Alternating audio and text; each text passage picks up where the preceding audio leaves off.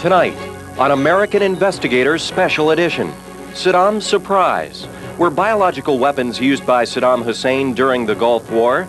The Pentagon won't tell, but some veterans say otherwise. The real threat that we felt we were facing at the time that we didn't have a way to deal with was the biologicals. Find out what the government doesn't want you to know. Until now, numerous conclusions from government reports on Gulf War syndrome have effectively said there were no biological delivery systems. There was no smoking gun. We now present exclusive testimony that in fact there was a smoking gun, and certain individuals in the Department of Defense knew it. In the early days of Operation Desert Shield, as Colonel Schumacher and other officials assessed Iraq's ability to deliver biological weapons on the battlefield, there seemed to be what Schumacher calls a comfort zone. The aircraft would be shot down if they tried to deliver biological agents.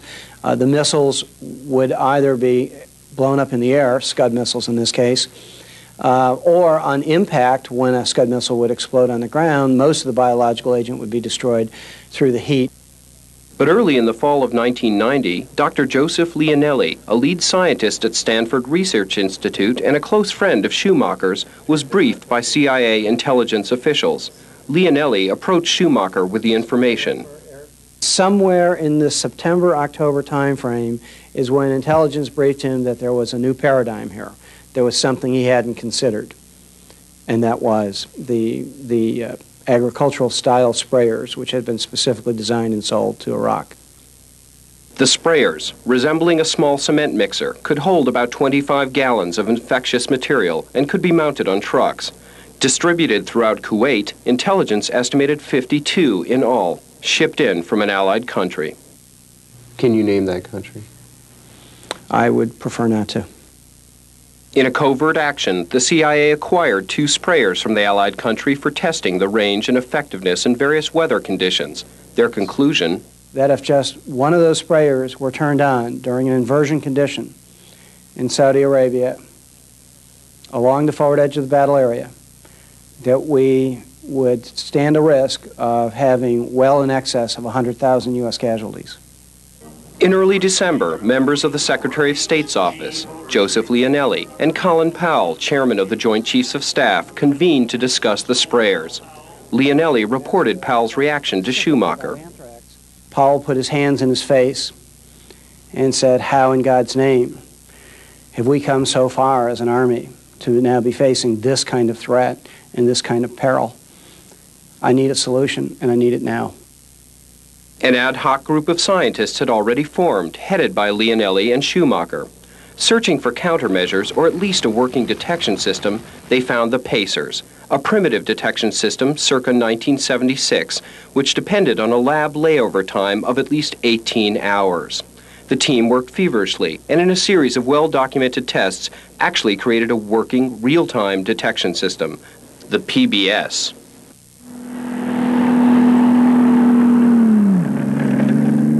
But suddenly, as the ground war approached, something went wrong. For some unexplained reason, the detection team was not allowed to deploy in the Gulf. Schumacher was tasked with convincing General Harrison, the 3-star commanding general who had authority over the deployment, to change his decision. For 3 days, Harrison refused to meet with Schumacher. On the 3rd day, I walked into General Harrison's office to brief him on a scheduled appointment. Lieutenant General Harrison waved his hand at me and said, "Colonel, I don't even want to hear about it. This project is dead. You're not going anywhere." The general argued there was no need for the detector because the troops had all been vaccinated for anthrax.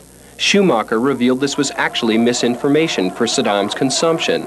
In fact, vaccine stocks were low, and only 10% of the ground forces had actually been vaccinated.